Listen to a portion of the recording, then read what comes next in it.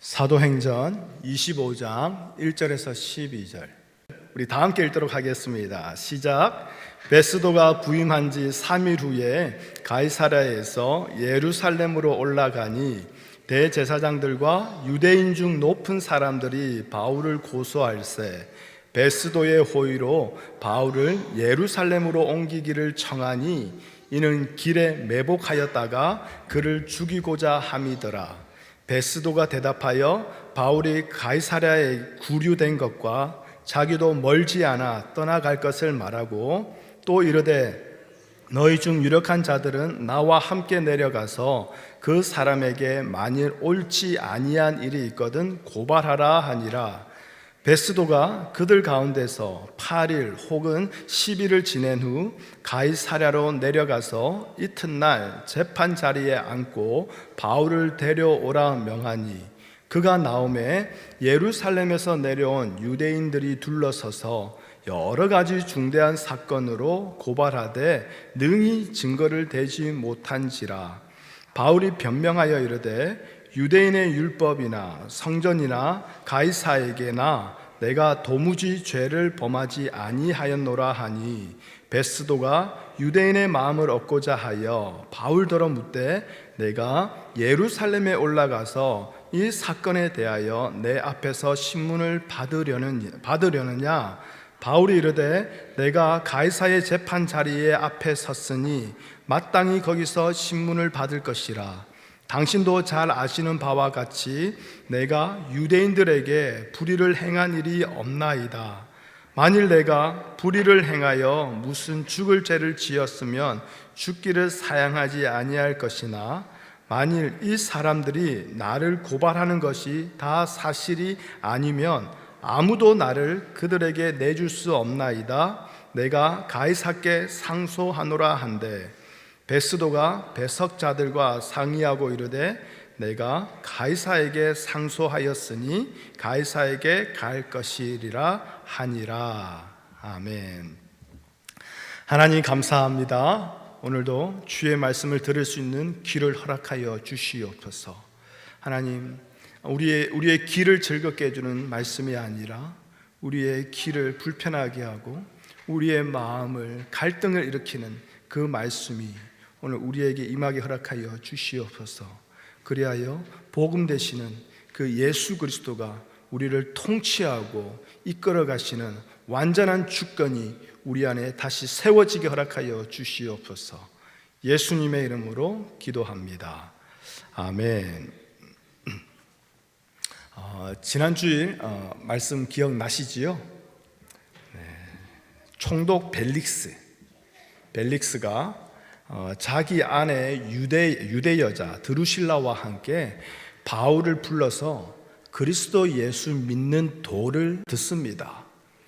자, 바울은 그들에게 의와 절제와 그리고 장차 다가올 심판에 대한 말씀을 강론하죠. 그리고 그 말씀을 들은 벨릭스 총독의 반응이 어떠했다고요? 두려워하니라. 말씀으로 인해서 마땅히 두려워하는 것 당연한 겁니다. 그런데 그 뒤에 벨릭스가 어떻게 하냐면 지금이 아니라, 그렇죠? 지금이 아니라 나중에 틈이 나면 다시 부르겠다라고 보내버립니다.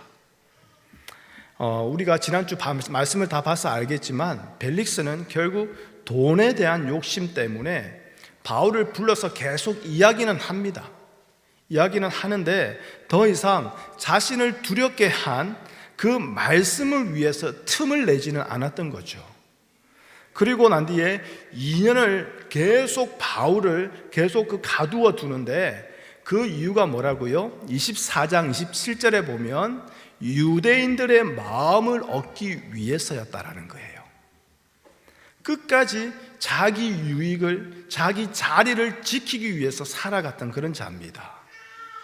자, 여러분은 지난 한 주 동안 무엇을 위해서 틈을 내셨습니까? 나중에 틈이 나면 기도해야지, 나중에 시간이 되면 말씀 읽어야지 했는데 그렇게 되던가요? 결국 그 모든 시간, 틈이 날 때에 결국 우리는 벨릭스처럼 돈과 연관된 문제에 쫓아가지 않습니까? 나의 유익과 나의 즐거움이 되는 것에 결국 그 틈을 사용하며 살아가지 않았습니까? 그래서 신앙은 지금 하지 않으면 안 된다고 말씀드렸어요. 지금 하지 않으면서 내일 그렇게 할 걸 우리가 기대하면 안 된다고 말씀드렸습니다. 신앙이 삶이 되어야 되고 삶이 신앙이 되어야 하는 것이지요.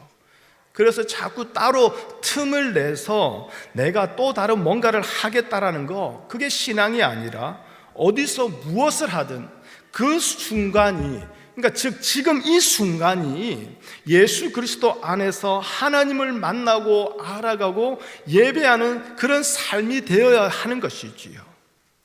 그런데 자꾸 신앙을 위해서, 그렇죠? 내 시간을 따로 내려고 하고 또 틈이 나면 하겠다라는 거, 자꾸 그렇게 신앙생활을 생각하니 그 시간 외에 나머지는 나를 위해서 사는 그 우상 숭배의 삶이 멈춰지지 않게 되는 거 아닙니까? 자, 이렇게 자기의 자리와 소유를 위해서 최선을 다했던 그 벨릭스는요, 뭐 성경에 나오지는 않지만 역사책에 보면, 역사 기록에 보면 결국 유대인들의 고발, 자기가 다스리는 그 지역에 그 유대인들의 고발로 인해서 결국 로마 정부에 의해서 소환됩니다. 그리고 난 뒤에는 거기서 자신의 모든 자리와 재산까지도 다 몰수되고 그냥 그렇게 망해버려요. 그리고 난 뒤에 오늘 말씀을 보니까, 자, 그 벨릭스의 후임으로 베스도가 부임하게 되었습니다. 그런데 이 베스도가 부임하자마자 뭘 합니까? 오늘 1절 말씀을 보니까 부임한 지 3일 후에, 이 3일은 뭐냐면 첫째 날은 부임식을 한 거예요. 이제 빰빠라빰빰빰 빰빠밤 빰빠람빰빰 빰빰빰 하면서 막 군대 말칭하고 이러면서 이제 우리 베스도가 우리의 총독입니다 하면서 이제 부임식을 한 거예요. 그리고 그 이튿날은 쉬었다라고 나와 있어요. 그리고 3일째 뭘 하느냐? 바로 예루살렘으로 내려간 거예요. 그러니까 베스도에게 있어서는 지금 가장 중요한 일이 지금 예루살렘에 내려가는 일이기 때문에 그가 재임을 하자마자 첫 번째 한 일이 바로 가이사랴로부터 예루살렘에 가는 일이었던 거예요. 비록 그가 그 지역을 다스리는 힘 있는 총독이지만 그가 책임지고 있는 이 지역에 절대 다수를 차지하고 있는 그 유대인들을 결코 무시할 수 없는 입장이기도 해요. 왜냐하면 그 유대인들이 자꾸 소동을 일으키고 난리를 일으키면 결국 베스도도 결국에는 불려가가지고 잘리게 되거든요. 그러니까 어떻게든 자기가 다스리는 그 지역, 특별히 가장 많은 파퓰레이션을 가지고 있는 그 유대인들이 좀 소동을 안 내고 좀 서로 좋게 조용히 잘 지내기 위해서는 반드시 그 유대인들의 지도자들과 아주 긴밀한 그런 협조가 잘 이루어져야 되는 것이지요.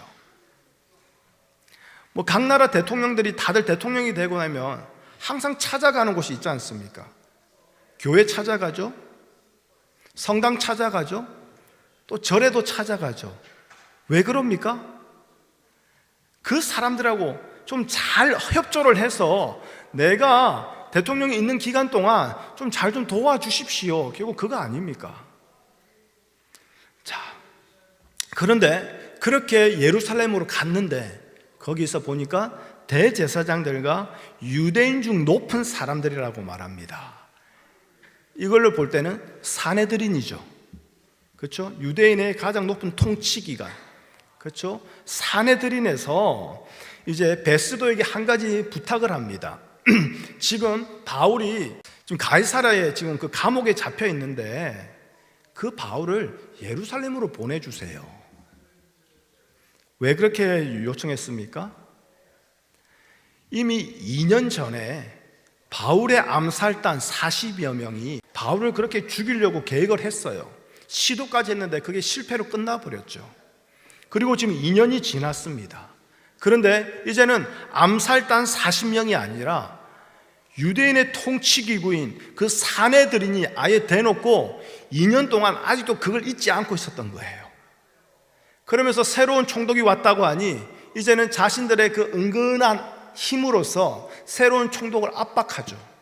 그래서 바울을 예루살렘으로 보내주시면 우리가 그 길에 매복하고 있다가 바울을 죽여버리겠다, 그 계획을 다시 세우는 거예요. 아무리 계산하고 따져봐도 로마 법으로, 정식 법으로는 바울을 없앨 수가 없으니 불법을 행해서라도 우리가 바울을 죽이겠다, 바로 그 계획을 세우고 있는 거죠. 자, 그런데 베스도는 그들에게 뭐라고 하냐면, 그러지 말고 나와 같이 함께 가이사라로 가자. 내가 이제 내일 모레면 여기서 어차피 떠나서 이제 가이사라로 돌아가야 되고, 그리고 굳이, 그런데 그 바울을 모든 군사를 동원해가지고 여기까지 호송해 오는 것도 쉽지 않으니 함께 가이사라로 가자. 거기서 함께 재판을 하자. 자, 그렇게 이제 얘기하게 되고요. 그래서 베스도와 함께 가이사라에 유대인들이 따라오게 됩니다. 그리고 거기서 이런저런, 오늘 말씀해 보면 중대한 사건으로, 그러니까 아주 좀 시리어스한 그런 혐의를 여러 가지 만들어낸 거죠. 그러면서 바울을 이제 법정에서 세우고 고소를 한 거예요. 그런데 능히 증명하지 못하였다, 이렇게 돼 있습니다. 그리고 난 뒤에 8절을 보니까 바울이 베스도에게 뭐라고 하냐면, 유대인의 율법이나 성전이나 가이사에게나 내가 도무지 죄를 범하지 아니하였노라 라고 말하면서 자신의 무죄를, 죄 없음을 지금 주장하고 있습니다.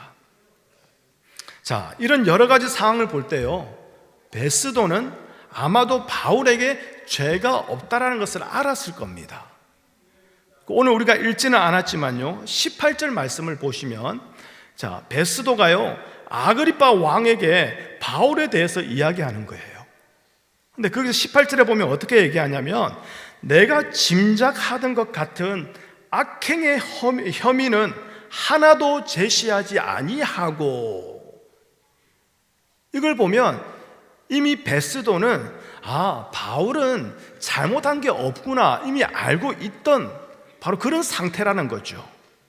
바울에게 죄가 있는 것이 아니라 저 유대인들이 바울을 무고죄로 그냥 계속 고발하고 있구나, 저놈들이 못된 놈들이네, 그걸 베스도는 이미 알고 있다라는 거예요. 그렇다면 총독 베스도는 어떻게 해야겠습니까? 죄 없는 바울을 풀어줘야죠. 그렇죠? 그리고 그 바울을 한동안 지켜줘야죠. 무고한 로마 시민이 다치면 안 되니까. 그런데 9절을 보면 어떻습니까? 베스도가 바울에게 예루살렘에 가서 이 사건에 대하여 신문을 받겠느냐라고 물어봐요. 이상하지 않습니까? 이미 바울이 죄가 없다는 것을 알고 있습니다. 그러면서도 왜 예루살렘으로 옮겨달라는 그 유대인들의 요청을 기억해가지고 마음에 담아두고 있다가 혹시나 바울에게 그렇게 하겠느냐라고 물어보고 있는 거, 그 이유는 뭐라고요? 자, 9절 말씀해 보면 설명하고 있죠. 베스도가 유대인의 마음을 얻고자 하여, 이게 이유라는 거예요. 솔직히 베스도의 입장이 이해가 되지 않는 것도 아닙니다. 자신의 자리와 자신의 안위를 지키기 위해서는 반드시 그 유대인 지도자들의 그들의 힘이 필요한데, 그들의 협조가 필요한데, 이제 막 총독의 자리에 재임을 시작한 그 베스도의 입장에서는 그들의 요청을 무시하기가 결코 쉽지 않은 거, 그 뻔한 거, 당연한 거 아닙니까? 그런데 자, 이러한 모습은요, 베스도뿐만 아니라 그 앞에 있었던 벨릭스에게도 나타난 모습이죠. 24장 27절. 자, 24장 27절. 벨릭스가 바울을 2년 동안 가둔 그 이유를 설명합니다. 뭐라고요? 유대인의 마음을 얻고자 하여. 역사적인 평가는요, 그래도 벨릭스보다는 베스도가 더 낫다라고 평가합니다. 베스도는 지금 이렇게 재임을 하고 난 뒤에 2년 후에 갑자기 죽게 됩니다. 2년 동안 짧은 통치를 했지만 그래도 그나마 그 지역에서 그 백성들의 마음을 잘 돌보고 했던 그런 좋은 왕으로, 좋은 총독으로 이렇게 역사는 평가합니다. 그런데 유대인의 마음을 얻고자 한 그것은 벨릭스나 베스도나 다를 바가 없다라는 거예요. 그리고 이것은 단순히 그냥 유대인의 마음을 얻고자 하는 그 문제, 즉 벨릭스와 베스도의 그런 문제로 보고 끝날 게 아니라 오늘 우리의 모습을 다시 보게 하는 말씀이 된다라는 거예요. 여러분, 벨릭스와 베스도의 공통점은 뭡니까?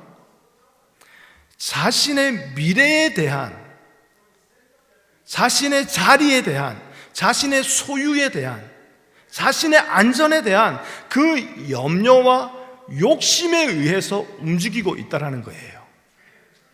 그렇죠. 그리고 이것이 오늘 우리의 모습이기도 한 거죠. 이 땅을 살아가는 모든 인간의 모습이기도 한 거죠. 그러니까 내 삶의 인도자가 내 삶에 대한 염려와 불안인 거예요. 내 삶에 대한 욕심인 거예요. 결코 내려놓지 못하는 내가 꿈꾸는 그 나의 인생, 내가 그림 그리고 있는 그 인생을 반드시 이루겠노라는 그 욕망, 그 욕심이 내 삶의 인도자가 되고 있다는 거예요. 물론 우리는 교회에서 배웠습니다. 또 교회에서는 당연히 또 그렇게 대답해야 됩니다. 우리의 삶의 인도자는 누구십니까? 예수님, 하나님, 할렐루야. 그렇게 말은 하는데, 고백은 하는데 우리는 우리를 인도하시는 그 주님의 뜻대로 살아가지는 않아요. 하나님이 우리의 인도자입니다라고 말은 하는데 하나님이 인도하는 대로 우리는 가지를 않으려고 해요. 그러니 벨릭스와 베스도처럼 바울의 인생이 하나님에 의해서 주도되고 지켜지고 다스림받고 있다는 것을 보지 못하는 것처럼 우리도 우리의 인생이 하나님에 의해서 인도되고 있다는 것을 그걸 보지 못하는 겁니다. 그걸 보지 못하니 하나님을 온전히 믿는 거요? 이건 힘들죠. 일어나는 일이 아니죠. 그런 상태에서 예배 드린다고요? 그게 하나님께 온전한 예배가 될까요? 이 악순환이 계속 돌아가고 있는 거죠. 여러분, 벨릭스와 베스도는요, 오히려 자신들이 가진 그 힘과 자신들의 그 권세와 자리로서 바울을 자신들의 뜻대로 할 수 있을 거라고 생각했던 사람들이에요. 누가 봐도 지금 바울은 자신들에게 붙들려서 갇혀있기 때문에 그렇죠. 그러나 누구에게 붙들려 있던 바울의 실상은 무엇입니까? 지금 그 모든 것을 주관하시고 인도하시는 하나님이 바울을 붙들고 있다는 거, 그게 바울의 실상이라는 것이지요. 그러니 바울은 어떤 상황에서도 불안해하지 않습니다. 염려하지 않습니다. 그저 담대하게 나아가는 거예요. 즉 하나님을 온전히 신뢰하는 그 마음에 옳다 여겨지는 것, 그 마음의 성령의 감동으로 그를 이끌어가는 것, 거기에 대해서는 평안함과 담대함으로 그대로 나아가며 행동할 수 있었던 것이지요. 만약 바울이 그렇지 않았다면 바울 역시 벨릭스와 베스도처럼 내가 살 수 있는 그 길을 모색했을 거예요. 그리고 내가 살 수 있는 내 삶의 미래를 위해서, 그리고 내 삶의 미래를 내가 책임지고 내가 지켜내기 위해서 그 마음에 온 그 감동, 그 두려움과는 다른 길에 양보하고 타협하면서 그렇게 그 길을 계속 걸어갔을 거예요. 솔직히 지난주에 말씀드린 것처럼요, 우리의 문제는 말씀을 모른다라는 게 아니에요. 알면서도 아는 대로 지금 행하지 못하는 것, 그게 우리의 문제죠. 첫 번째 이유가 뭐라고요? 지금이 아니라 나중에 틈이 나면 하겠다, 나중에 시간 나면 하겠다라는, 즉 신앙과 삶이 하나가 아니라 구별되어 있는 거예요. 그리고 오늘 베스도를 통해서 또 발견하게 되는 두 번째 이유는 뭐냐? 신앙과 삶의 분리로 인해서 결국 내 행동이 하나님의 말씀에 의해서 지배받으면서 인도받는 것이 아니라 지금 내 눈에 보이는 내 주변의 그런 여건과 상황에 의해서 지배받으면서 그렇게 끌려가고 있다라는 거예요. 하나님을 신뢰한 적이 없으니 결국 내 인생의 미래에 대해서는 날마다 불안해합니다. 그러니 결국 스스로의 힘과 노력으로 내 자신을 지켜보려고 애를 쓰는 거죠. 그러니 당연히 지금 힘이 될 것 같은 내 주변의 사람들, 지금 힘이 될 것 같은 내 눈에 보이는 그 세상의 돈, 힘이 될 것 같은 그 상황과 그 형편의 눈치를 보면서 우리에게 주신 그 말씀과는 전혀 다른 행동을 하면서 살아가는 거 아닙니까? 솔직히 이건 저도 마찬가지예요. 알면서도 행동하지 못하는 제 자신의 모습을 저도 많이 발견하게 됩니다. 왜 그럴까? 곰곰이 생각해 보니까 만약 그대로 행하였다가는, 그대로 말하였다가는 그 이후에 어쩌면 나에게 닥치게 될 그 결과에 대해서 미리 예상하고 불안해하는 거예요. 그 불편함이 이미 저를 다스리고 있는 거죠. 아무래도 저는 한우리교회에 담임 목사로 있다 보니까 우리 한우리교회 성도님들의 신앙생활에 자꾸 마음이 가는 건 사실입니다. 신경이 쓰입니다. 그런데 저는 지금까지 주일 성수하십시오, 물론 지난주에 주일 지키라는 것에 대해서 제가 좀 뜨겁게 얘기했지만 그건 우리 자녀들을 위해서, 그렇죠? 아직 자녀들은 몽학 선생이 필요할 때예요. 몽학 선생이 필요할 때는 우리가 그렇게 가르쳐야 됩니다. 그러나 장성한 후에는 왜 그렇게 했는지 그 이유와 의미를 알게 되면 몽학 선생이 필요 없는 것이지요.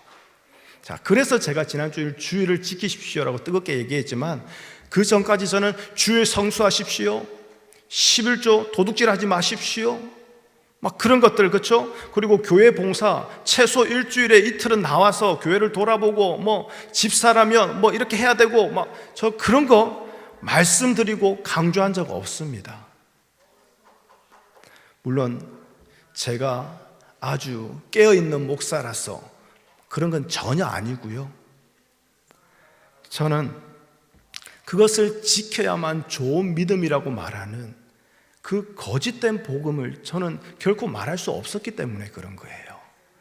그리고 또 한 가지, 담임 목사가 그것을 강조하니 그걸 강조하는 담임 목사의 눈치를 보면서 마지못해서 그냥 질질 끌려오는, 억지로 예배드리고 억지로 11조, 근데 11조도 어떻게 합니까? 생활의 11조라 해가지고 내 수입의 정확한 10분의 1이 아니라 텍스 떼고 유틸리티 떼고 뭐 전화비 떼고 애들 용돈 떼고 그리고 다 하고 난 뒤에 남는 거, 여기에서 생활의 11조 1분의 10분의 1을 드리는, 막 그러면서 계산하고 따지면서 그렇게 억지로 그렇게 신앙생활을 하기보다는 훨씬 더 깊고 놀라운 그 말씀의 세계를 깨달음으로 통해서, 그래서 스스로 주 안에서 자유함과 그 주를 향한 사랑과 그 사모함과 간절함으로 그렇게 움직이며 행하기를 저는 바랬기 때문에 그런 거예요. 그런데 오랜 시간 동안 새벽 예배나 수요일날 중보기도, 우리 교회가 지금 공식적으로 모이고 있는 모임들인데요, 그런 교회의 모임을 두고 생각할 때에 솔직히 한 가지 염려되는 것은 있어요. 그건 뭐냐면요, 혹시 하나님의 말씀에 대한 소홀함이 있는 것은 아닌가, 이거예요. 오늘날 여전히 많은 교회에서요, 주일날 오전에 드리는 이 예배를 주일 대예배라고 부릅니다. 그렇죠? 주일 대예배. 그래서 주일 대예배 때 대표 기도는 남자 장로나 남자 안수 집사나 돼야 올라와서 기도할 수 있어요. 여자 집사나 여자 권사님은 주일날 오후 예배나 수요 예배 정도에 올라와서 기도할 수 있는 급이 돼요. 여러분, 왜 이럴까요? 예배를 우리가 구별해 놓았기 때문에 그런 거 아닙니까? 그런데 하나님을 예배하는 자리는요, 하나님의 말씀을 듣는 자리, 하나님 앞에 기도하는 자리는 주일 대예배, 수요 예배, 새벽 기도에 그게 다르게 여겨질 수 없는 자리 아닙니까? 주일날 대예배 오시는 하나님하고 수요일날 오시는 하나님이 다른 분이 오세요? 주일날 대예배는 하나님이 이렇게 딱 양복 입고 넥타이하고 오시는데 수요일날은 하나님이 치마 입고 오세요? 티셔츠 입고 오세요? 아니잖아요. 우리는 동일하신 한 분 하나님을 한 성령 안에서 한 영으로 그렇게 예배하는 똑같은 모임이요, 똑같은 예배의 자리 아닙니까? 새벽 기도든 주일 예배든 수요 중보 기도회든, 물론 저는 지금 새벽 기도, 수요 중보 기도에 참석한다고 해서 그 사람이 믿음이 있다 그 말 드리는 거 아니에요. 그렇게 오해하지 마십시오. 하지만 말씀에 대해서 소홀히 여기는 우리의 마음이, 하나님 알기를 소홀히 여기는 우리의 마음이, 그러니 당연히 지체 또한 소홀히 여기게 되는 그 마음이 지금 겨우 일주일에 단 하루, 주일날 이 예배에 하루 나루 붙들어 놓고 끝나버리고 있는 것은 아니냐, 그걸 다시 돌아보자는 겁니다. 그래서 새벽 기도나 중보 기도회 같은 메인이 아닌, 핵심이 아닌 이 자리는 아예 무시하고 있는 거 아닌지, 그게 염려가 된다라는 거예요. 만일 말씀을 소중히 여기며 하나님 알아가기를 힘쓰고 지금 이 순간을 어디에 있든지 예수 그리스도 안에서 제대로 살아가고자 힘쓰고 있지만 그저 삶의 여건이 새벽 기도나 수요 중보 기도 같은 그런 참석을 어렵게 만든 것이라면 저는 염려하지 않습니다. 저는 그것으로 인해서 여러분께 말할까 말까 고민하지 않습니다. 그런데 주일 예배 외에 다른 모든 시간, 설령 그 자리가 하나님의 말씀이 선포되고 그 말씀을 부여잡고 기도하면서, 그러면서 내 자신이 하나님 앞에서 어떠한 자인지 다시 돌아보게 되는 그 외의 모든 모임들, 그 모든 시간들보다 내가 살아가는 내 삶의 스케줄이, 내 육신의 편안함이 더 우선시하고 중요시 되고 있는 것은 아닌지 한 번쯤은 생각해 보자, 그 말씀 드리는 거예요. 즉 조금이라도 여러분의 삶에서의 말씀의 중요함을 생각하면, 하나님과의 관계를 생각하면 얼마든지 참석할 수 있음에도 불구하고, 말씀을 듣지 않아도, 그 시간에 참석하지 않아도, 기도하지 않아도 내가 지금 살아가는데 지장이 없다라는 생각 때문에, 내가 신앙생활하고 천국 가는 데까지는 지장이 없다라는 그 생각 때문에, 또는 삶의 자질구레한 그 이런저런 일 때문에 오히려 말씀을 소홀히 해버리고 있는 것은 아닌지, 우리 자신을 한 번쯤 다시 깊이 되돌아보자, 이걸 바라는 거예요. 여러분, 다시 말씀드립니다. 오해하지 마십시오. 저는 지금 새벽 기도회 또는 수요 중보 기도회 그거 참석하지 않는 거, 그건 문제입니다. 그건 말씀드리는 게 아니에요. 말씀에 대한 여러분의 중심이, 여러분의 심령이 지금 어떠한가, 그게 염려가 되어 말씀드리는 거예요. 솔직히요, 제가 이 말씀을 드려야 할지 말아야 할지요, 얼마나 고민했는지요. 설교 원고를 제가 이게 타이핑하면서요, 이 말을 썼다가 지우고 썼다가 지우고, 이게요, 비록 담임 목사라 한다 할지라도 여러분에게 말씀드리기가 결코 쉬운 얘기가 아니에요. 이 말을 하는 순간 상당히 불편해지거든요. 저도 불편하고 듣는 여러분도 불편하고. 그런데 말씀을 제가 썼다가 지웠다가 하는 그런 내 자신을 왜 그런가 생각해 보니, 이 말씀을 하게 되면 여러분과 내 사이가 조금 불편해질까봐, 그게 무서워서, 그게 두려워서 제가 썼다가 지웠다고 고민하고 있더라고요. 여러분, 그래서 제가 이렇게 말씀드리는 거예요. 차라리 지금 저랑 조금 불편하면 괜찮지, 나중에 심판의 자리에서 하나님과 불편해지면 어떻게 하려고 그래요? 나중에 심판의 자리에서 하나님과 불편해지면 여러분, 그것은 끝이에요. 끝. 지금 나랑 불편해진 거요? 괜찮아요. 불편하면요, 하나님, 저 담임 목사 입술을 그냥 이러면서 기도하셔도 괜찮아요. 그럼 그 기도 가운데 하나님이 저에게 역사하시든지 여러분에게 역사하든지 둘 중에 하나에게 역사는 할 거예요. 그렇지 않습니까? 그런데 나중에 심판의 자리 앞에서 하나님과 불편해지면 어떻게 하려고 그래요? 여러분, 우리는요, 항상 다른 사람의 마음을 얻기 위해서 애를 쓰며 살아갑니다. 특별히 그 상대방이 나에게 유익이 된다고 여겨질 때에, 나에게 힘이 된다고 여겨질 때는요, 우리는 자연스럽게 그 사람의 마음을 얻고자 이것저것 행하고 이런저런 말을 하지 않습니까? 이게 뭐예요? 결국 그 사람의 지배를 받게 되는 거예요. 내 욕심 때문에, 내 꿈 때문에.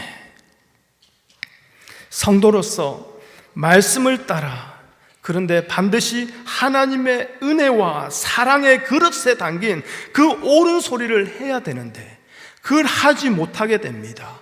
그저 그 사람의 마음이 상하지 않는 수준, 또는 그 사람이 기분 좋아할 만한 그런 말들만 골라서 하면서, 또 그런 행동을 하면서 그의 눈치를 보고 그를 따라가고 있는 거죠. 그게 오늘 베스도 아닙니까?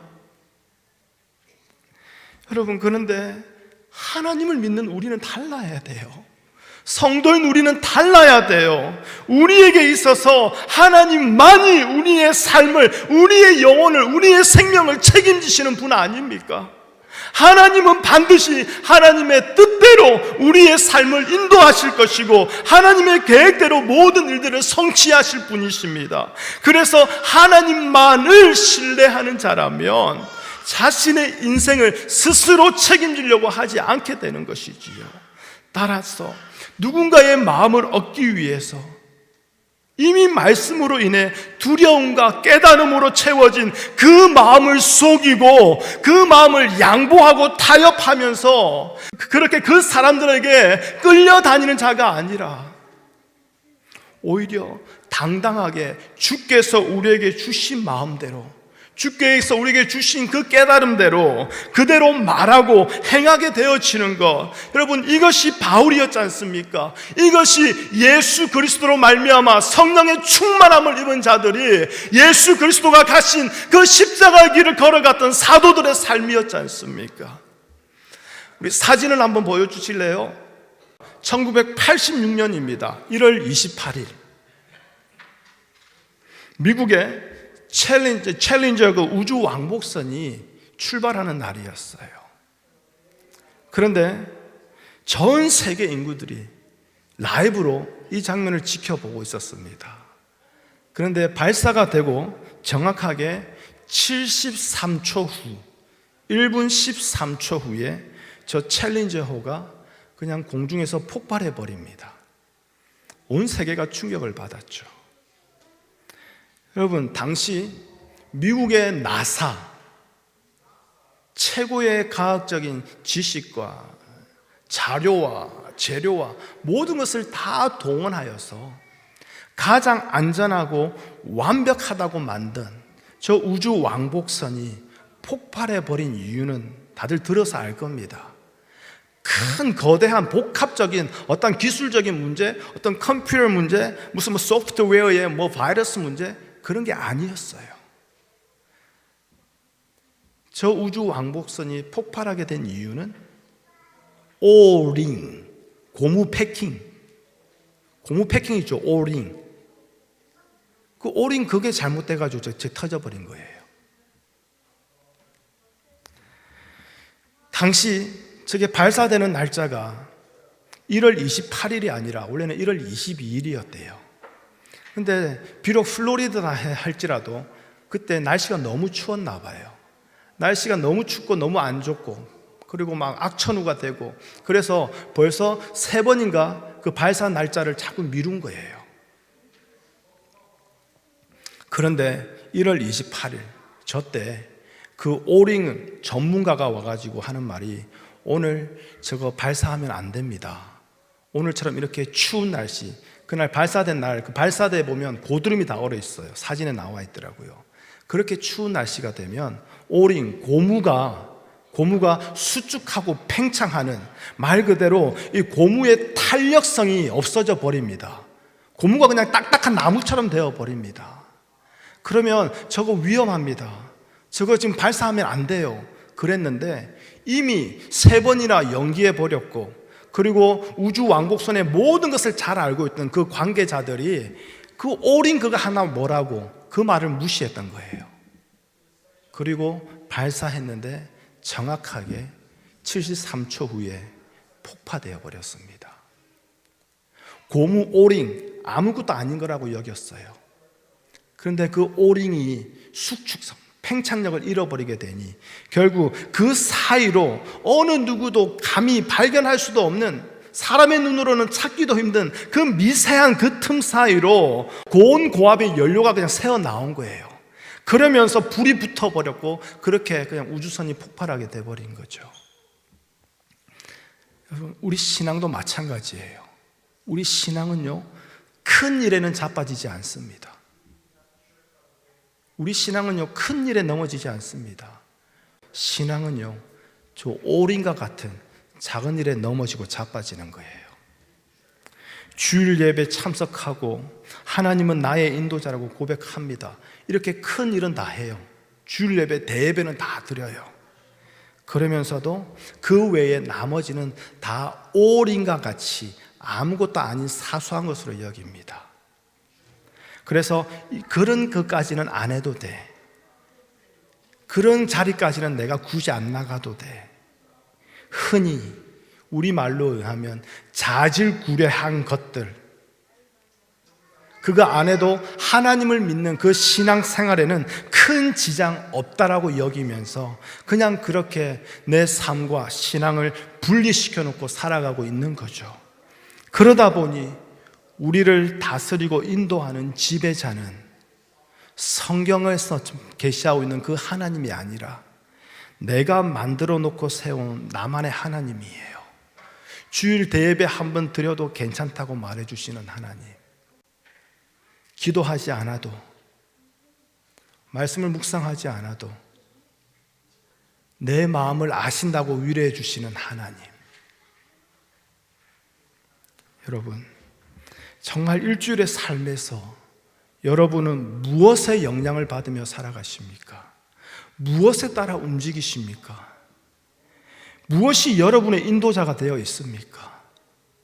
교회에서 배워서 습관적으로 말하는 그 하나님 말고 정말 지금 여러분의 삶을 실질적으로 이끌어가고 있는 그 인도자가 무엇이냐, 이 말입니다. 설령 주일날 설교를 듣고 말씀을 대하면서 두려움과 깨달음은 있지만 결국에는 그것을 오링처럼 여기게 만들어버려 결국 지금이 아니라 나중에 틈이 나면 하면 된다라고 만드는 그 여러분의 인도자는 도대체 무엇이냐, 이 말입니다.